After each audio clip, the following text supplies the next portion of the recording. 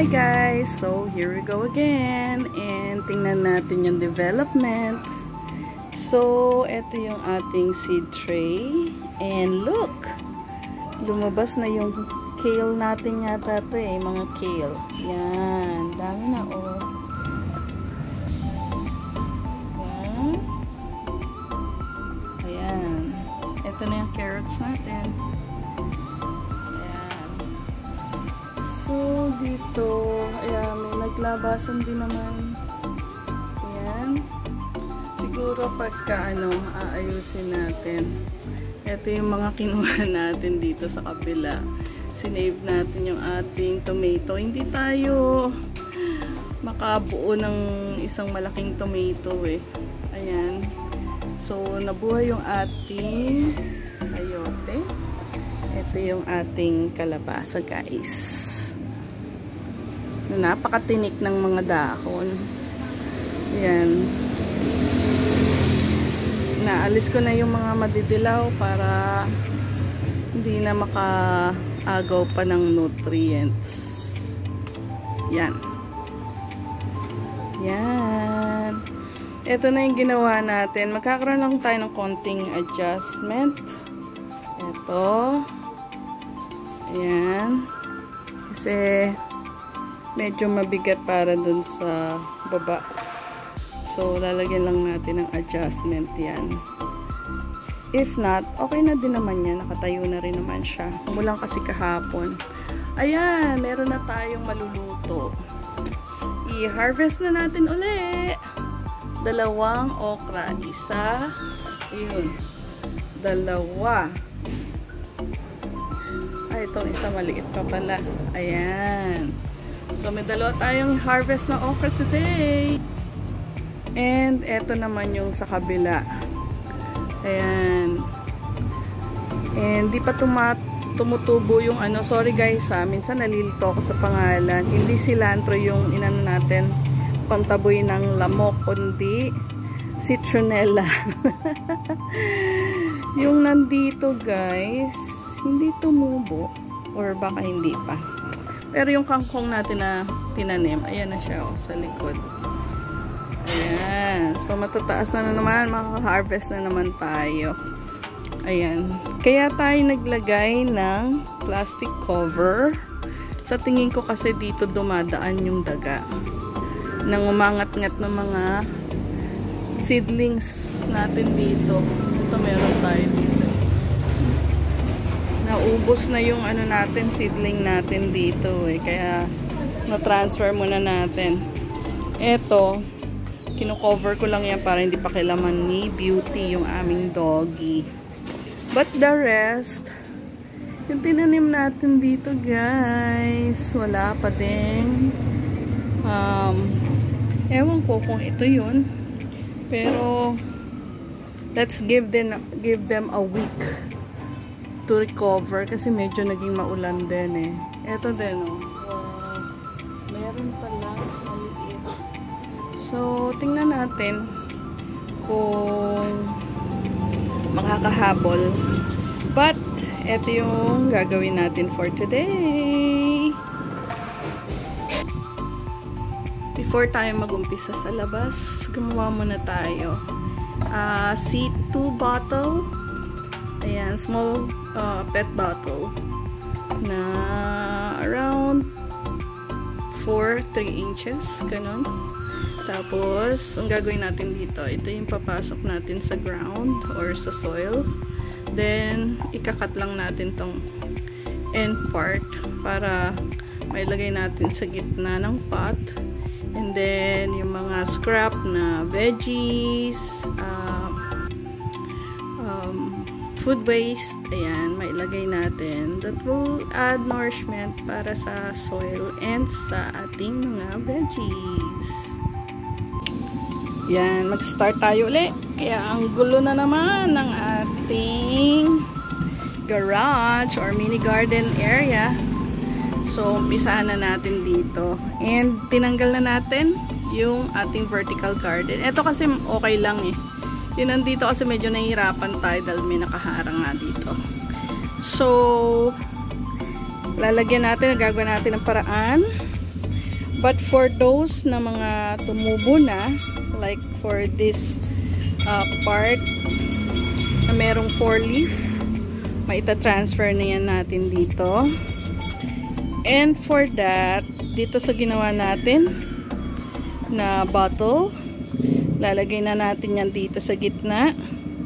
And papalibutan natin dito yung ating itatanim para yung nutrients gitna well distributed dun sa ating pot. So, umpisa na natin. In-improve natin guys yung ating new vertical pot or recycled bottle. Kasi ang nangyayari is yung weight ng soil natin ay natutupi yung dito sa baba kasi nga layered siya. So ang ginagawa natin ngayon, sinisecure natin na hindi malaglag or makalesen ng weight para hindi matupi yung ating pot sa baba using a cable tie. Ayan. So tinanggal natin lahat yung naka-line up at andito uli yung ating soil. And then, ipapasok nga natin yung ating yung pet bottle natin. Lalagay natin dyan para maglagay ng mga food waste, ng direct water surrounding nung ating soil para sa nutrients ng plants natin. Yon. And, alam ko na kung ano yung ibang kumakain ng ating ibon na naman ang ating kalaban guys. Ibon. So I guess we need to find a way na makover itong area na to, parang kulambo, para hindi mo na nila magalaw habang hindi pa siya malaki. Kasi pagka ganito, yan naubos na. So yung ating kale baka maunahan tayo. So gagawa natin ng paraan yan. Baka maglagay tayo ng net covering kasi meron pa naman tayong net na available. Ayun, tuloy tayo. Dahil sa adjustment na ginawa natin, yung bigger pot nandito sa baba, then towards smaller pot instead of 6, so meron tayong nalibreng isa, naging 5 na lang siya. Ayan, but the good thing about this is hindi na siya mayuyupi. Ayan. Ganito yung gagawin natin. Open lang siya. Mahirap kasi pag may takip eh. Anyway, yan yung mangyayari.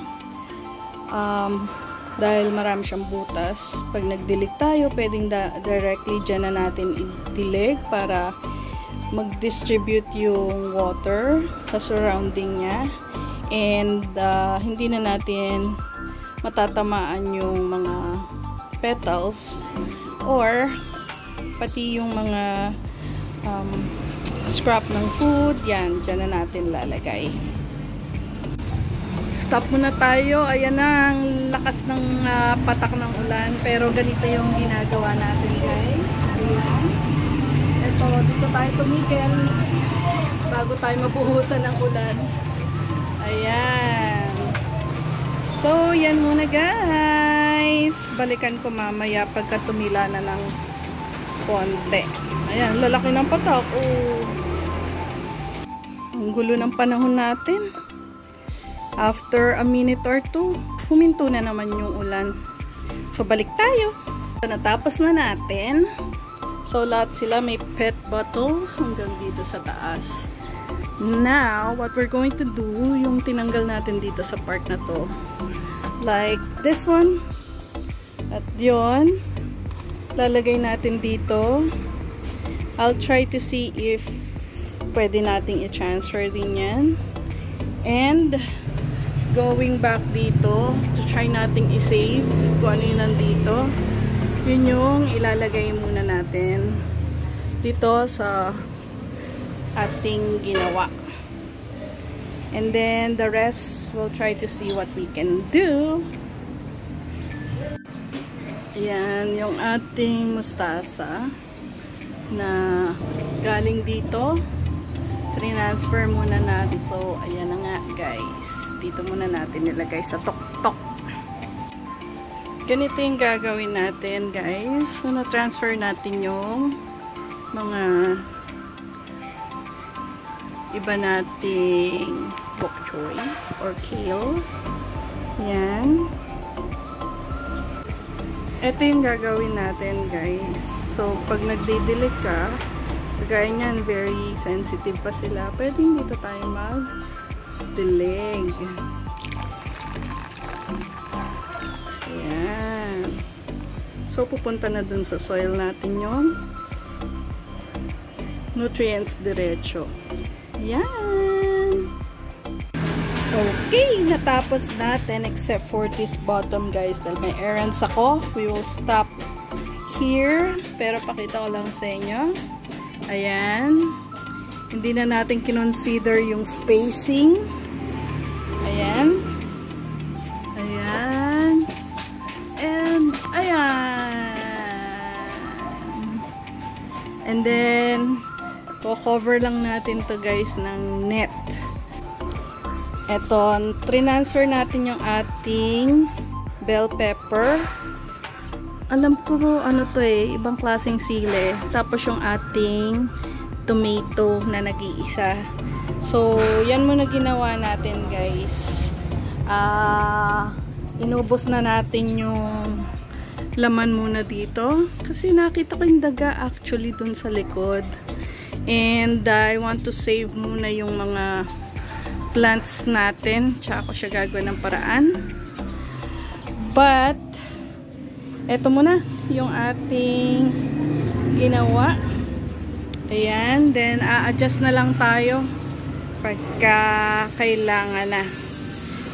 So, yun naman na guys. Eto guys, dahil nag-aayos na tayo, eto yung natapos natin. Babalik ko na lang tong mga to dito dahil may errands pa tayo.